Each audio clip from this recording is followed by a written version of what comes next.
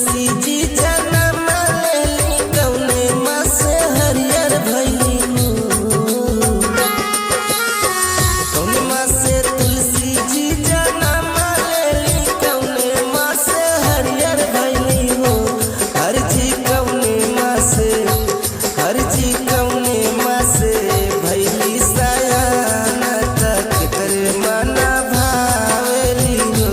हर जी कौने माँ से भइली सयान के करे मना भावेली हो।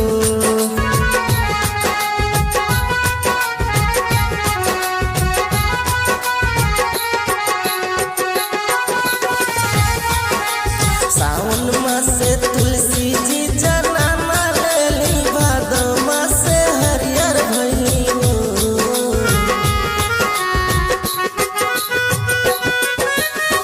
सावन माँ से तुलसी जी जन्म लेली भादो माँ से हरियर भइली हो।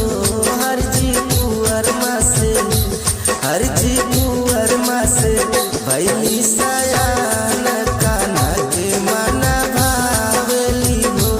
हर जी कुंवर माँ से भइली सयान कान्हा के मना भावेली हो।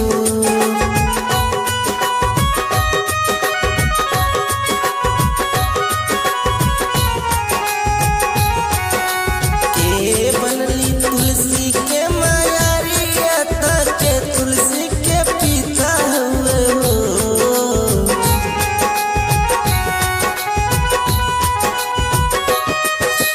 के बनली तुलसी के मायारिया के तुलसी के पिता हुए हो।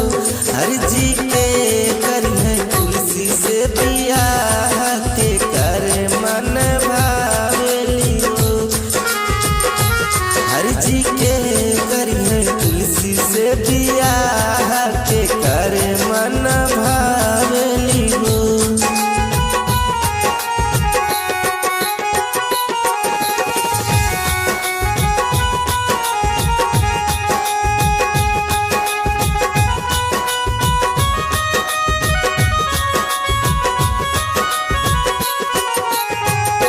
धरती हुए तुलसी के मायारिया तो ब्रह्मा तुलसी पिता हुए हो। धरती हुए तुलसी के मायारिया तो ब्रह्मा तुलसी पिता हुए हो। हर जी कान्हा करिए हर जी कान्हा करिए तुलसी से बियाह वनही के मन भावेली हो। हर जी कान्हा करिए तुलसी से बियाह वनही के मन भावेली हो।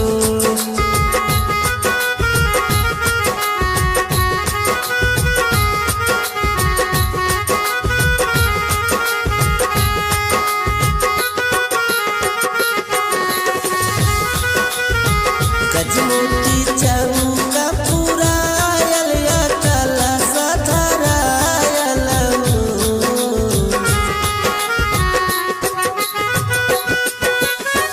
गजमोती चौका पुरायल या कला सधरायल हो।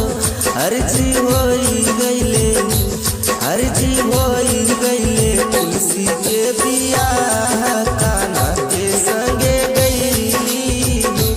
हर जी होई गइले तुलसी के बियाह कान्हा के संगे गइली हो। कौने माँ से तुलसी जी जन्म लेली कौने माँ से हरियर भइली हो। हर जी कौने माँ से भइली सया